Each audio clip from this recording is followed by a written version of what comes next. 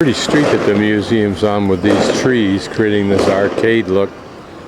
I'm going to try and find something to eat, and then when we're back down this street, wandering around the streets here, I noticed this what we would call anyway, that kind of strip thing there, and so he opened it up for me, let me sit in it. It's very comfortable, it sits in different positions, great chair. I'd love to be able to have something like that. Cixi guy wants to get out, but she won't let him come out and play with the other dogs. So I don't know what this is, but I think this is probably beef, and I'm not sure what this is. These should be ajo, or yeah. And this may be hot, but I tried a little bit of it. It wasn't too terribly hot, yeah. Yeah, so salty, but not hot yet. Oh, there comes something more. Ah, something more to drink. Okay, good. Cixi, not like making a soup like that. And the white stuff here is dough-like. It's very, very chewy. It's not like a noodle, but it's very, very chewy.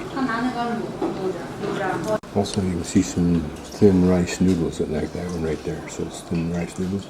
Plus probably some onions. Some of the big ones, I think that's what this is right here. Yep.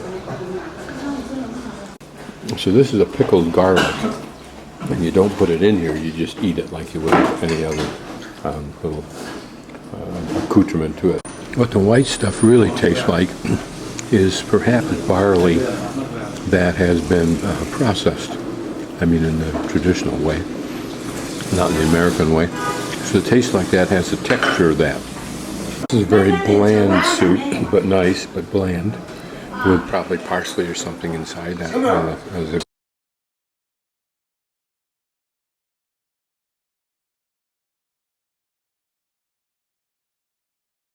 Down where this little alley is, this is a grocery, and my man says I just keep right on going this way, so this is where I go to find that town. Waves goodbye to him also to confirm I'm going the right way. Anyway, so off we go. Going deep inside of a city block somewhere, en route to where this temple of the Eight Immortals is. This idea of how people live in here, in the back where it's nice and quiet. Next, I show another gentleman the Chinese for the name of the place, and he points me in this direction. Let's go down here and hang a right, he says, with hand signals. Smartly dressed lady, you can't see now, there she is. Just walked me from the alley all the way down here to make sure I found this place right here, which is the Temple of the Eight Immortals, and has a very interesting entryway. Something I'd seen in Southeast Asia before. Can't quite remember which town it was in, but I remember where I was sitting when I had dinner. Two-story place like this. This was a market that no doubt leads right down to that temple. You see antiques that you've never seen before, unless you walk another 10 feet. Here as we approach the temple. This apparently is just an archway that leads to it, I'm guessing. Although this may be the antique market that was referred to as being across the street. Now just for kicks, take a look at the Lonely Planet, which shows that number 17 is sitting right on the main street. We're probably north of Yongle somewhere. We're sure as hell not sitting on that main street, which is East Street, Dowager. They're pretty looking, aren't they?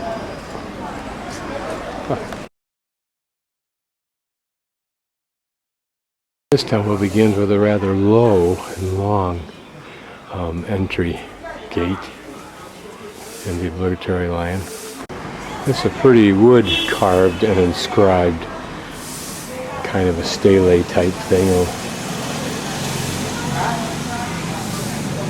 And this gate is large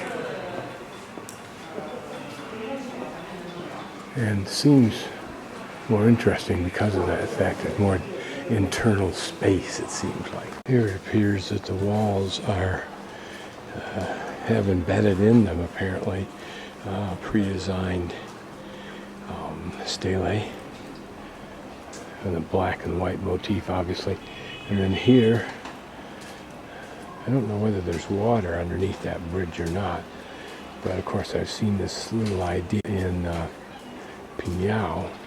And there, the huge incense burner. This may once have contained water, but no longer does. But a pretty little bridge. Maybe there was a time in its past when a small creek ran through here. Now it has a floor and people toss money in it. And it may also be a place for draining the interior. The legend has it that the bridge was where Wang Xiong, who founded the Chang a sect of Taoism, happened to meet Lu Dongbin, who tutored him in the ways of Taoism. The Guangshan Temple rebuilt this bridge to symbolize the heavenly source of the Qianshan sect and guide later generations. On the two sides of the bridge hang the lucky and peaceful bell. If you hit the bell with a coin, it is predicted you have a pre-designed relationship with Taoism and will be lucky and peaceful. So to get longevity and success and peacefulness in life, we've made a little game out of it. You have to be able to hit that disc with a coin, which shouldn't be so bad. But hitting the bell's got to be something else again. I'm surprised there aren't more coins in this underneath this bridge. Everything is well worn as we all contribute to the touching and the wearing. A lotus leaf here. Not sure what this is. Maybe a pomegranate and a Buddha, perhaps. Smiling Buddha, I'm guessing.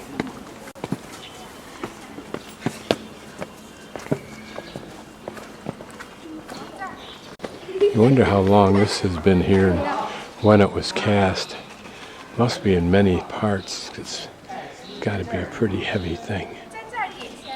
You just toss your incense sticks through these holes or put them in this covered burner here. And here another one if you prefer. This one seemingly different. Oh, it's got some kind of oil or wax that's burning continuously. Probably a device simply for lighting the incense stick. This is a small BC that used to hold a stele. Notice that hole in the center, which may account for some of the stones that we see that have a protrusion on the end, designed for them to sit in something like this. We'll walk into the inner courtyard of this temple. Remember, they're all linear, so there should be absolutely no surprises in here. It's just a question of ambience and maybe some anomalies. These are side chapels, I suspect, maybe even museum elements.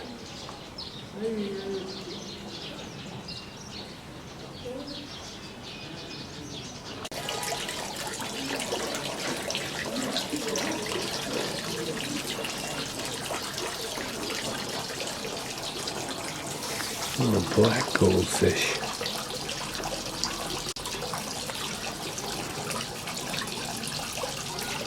Nice wood engraving, perhaps of a monk or of Lao Tzu himself, founder of Taoism. This room just being a reception room and office apparently for some of the staff, I guess. Just pan slowly across the artwork on underneath the eaves of this next temple building or hall.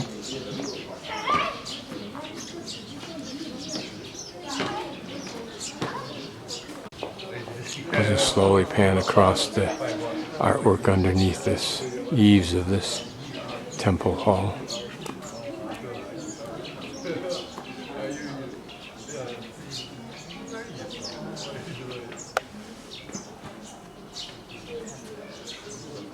And look at the detail in these panels that would normally open up, but probably seldom ever are anymore.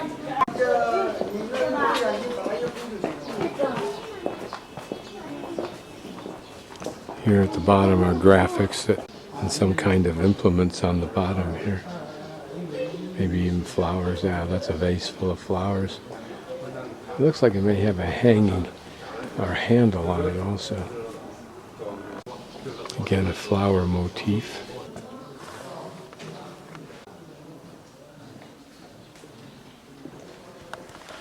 Just these panels are unique just because it looks like they're all carved in wood.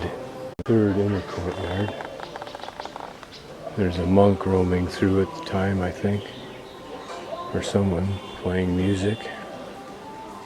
It kind of looks monk-like, but maybe not. Those are just running gear, I think. pretty music. I wish I had a copy of it. A good backdrop for the video. Here are these enclosures that I've seen before, and this one appears to pick up the drainage from this next platform here. I think this man in front of us has brought his own music that he then sings to. Taoism as well as Buddhism are wide open for your own interpretation, particularly Taoism. This more private and intimate interior courtyard. Notice those different sized windows and designed windows. Surely that's some kind of a temple hall there. This is called the Hall of the Master Qin. When they say enshrined, I don't believe it means entombed. Design-wise, this is interesting for these wood separators in between the columns and the extra set of columns on the outside. So the Hall of Du-Mu, or Do-Mu, Taoist goddess, who is the mother of 12 stars and manages all the stars in the heaven, blah, blah, blah, blah, blah. You wonder how people in today's modern world can believe this kind of thing when it's so contrary to science. But maybe it's like scientists who are also Catholics. This is a pretty temple hall at the back, in a very pretty area, garden-like.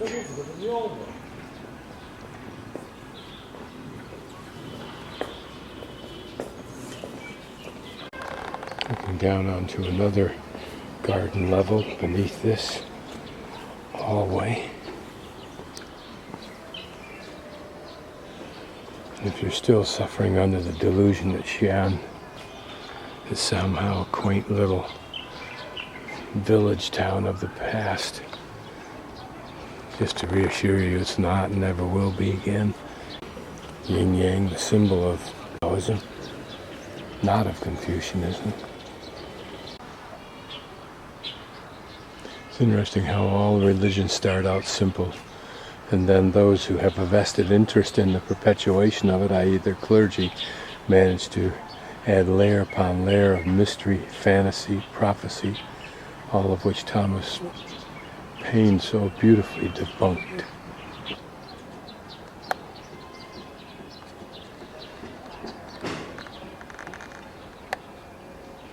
Probably 3/4 of an inch across. Here are a couple of what I'm sure are new octagonal doorway entrances. Maybe they were less expensive to make than the circular, or maybe they just wanted a different design. This is the Hall of Taipei Jingxing, which I think is what this temple is called in Chinese. Taipei something. Here, a pretty little doorway. This is actually a window. Those are carvings of some sort, acting as a barrier that you can see through into an interior courtyard. Access through this circular doorway. These long covered hallways seem so pretty a architectural concept.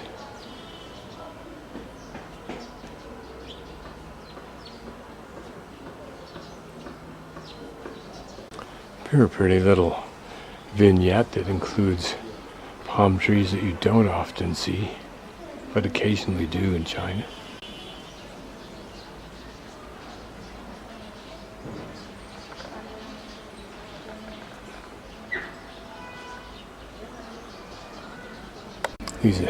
This is probably the environs of the monks who live here.